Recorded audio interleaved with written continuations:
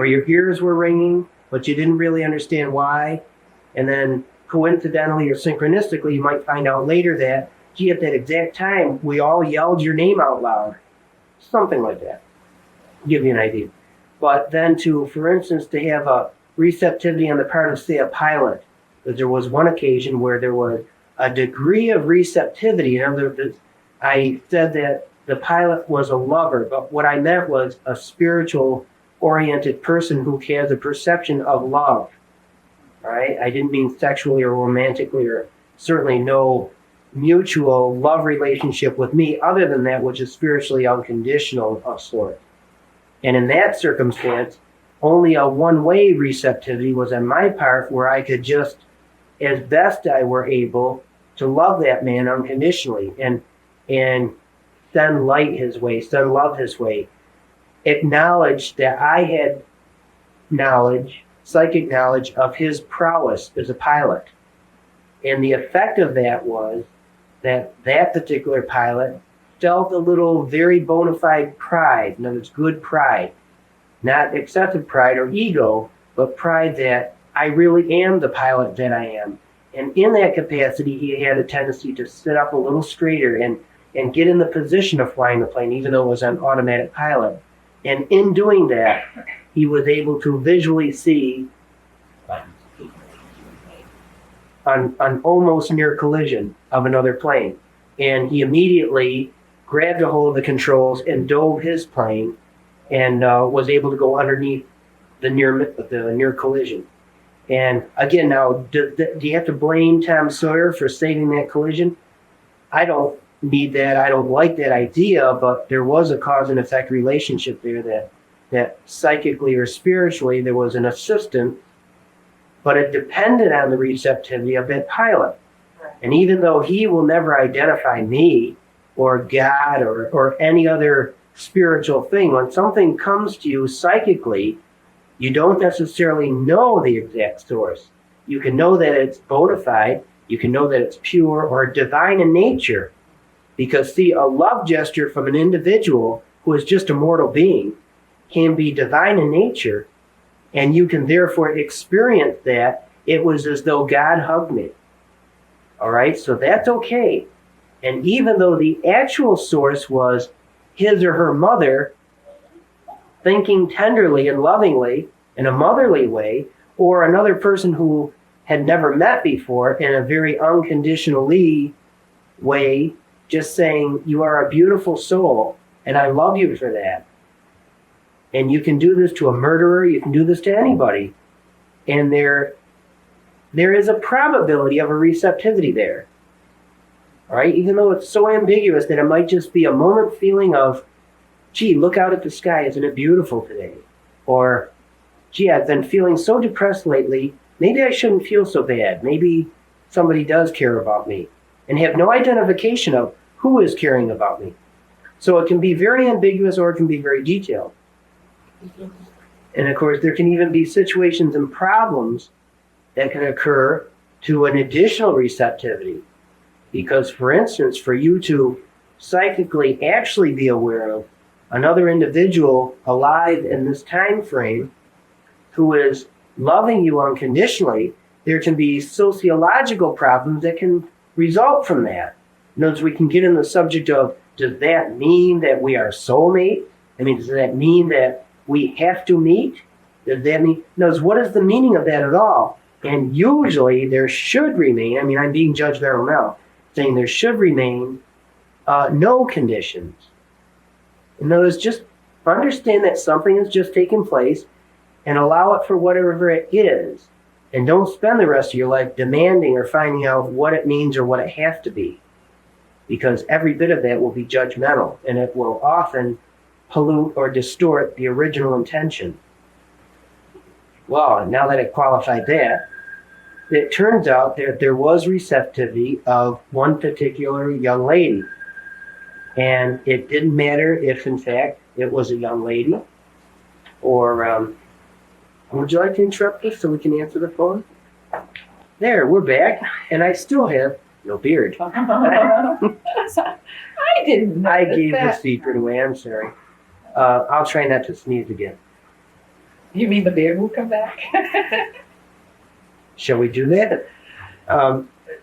Okay, well, I last sentence I said, I think that I established that in this plane of the 737 type, that on this day in the Middle East, that there was a hijacking of sorts, and that I eventually established the only receptivity on board that plane of the roughly, I'm guessing at a number like 120, or maybe there was as few as 80. In other words, the plane was not full at all.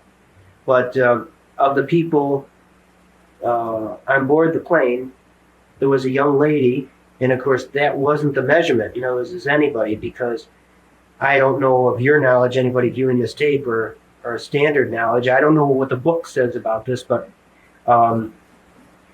for me, 99% of the time, it's a vast, vast majority of the time that I am receptive at all telepathically. There is no sex involved. In other words, if it's another human being, it's another human being, and there's no gender. Although I will get measurement as seeing, and those physically seeing, and being able to know that it is a young lady who has a pair of slacks on or a dress on. In other words, I may or may not know additional physical type information. In other words, that they are a young lady and looks pretty, or a young lady who is in a state of disease, and I may just be seeing kind of that essence of the disease, as opposed to physical mumps or measles marks on their face. There's things like that that are usually measured as you look and see somebody and say, well, who was it? Well, it was a young lady. And I know that it's a young lady now. It didn't matter at all that it was a young lady then. We're picking up on the soul energy. Right. And in other words, here was a human being who had some receptivity. Didn't matter how old, didn't matter how young. None of those things really matter. That's not the priority. The priority was that here was some receptivity. Well, at just about the same time that she was being abused, verbally, terribly verbally abused, manipulated, actually nudged and hit and shoved around, that type of thing, threatened with her life by these hijackers, this young lady naturally became very traumatized by the whole dilemma on board the plane, and then was coping with it as an oh my God situation, as any of us probably would. But then when she was singled out, and I don't mean singled out only on the plane, but as her turn came to have her say, in other words, in broken English, there was one of the hijackers who did speak some English, and the at least two others could speak no English. So in gestures and so on, and one or two words of English, give me your passport, and where are you going, and who are you? She was further traumatized, and traumatized to the point that you and I might even go unconscious. In other words, I want to really establish that the traumatic situation there for this young lady was paramount. In other words, was extreme.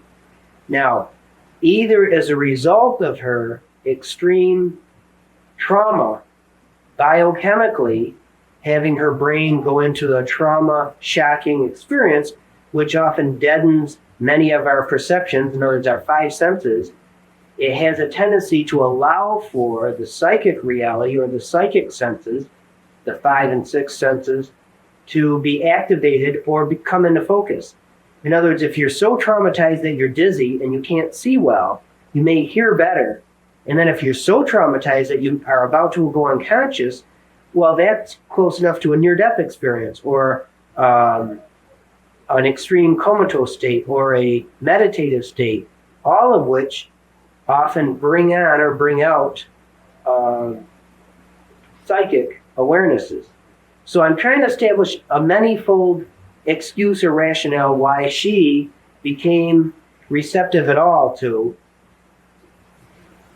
and it could have even been she was simply traumatized and strictly biochemically within herself, with an absolute minimum degree of receptivity psychically to and toward my recognition that she is on board one of my planes.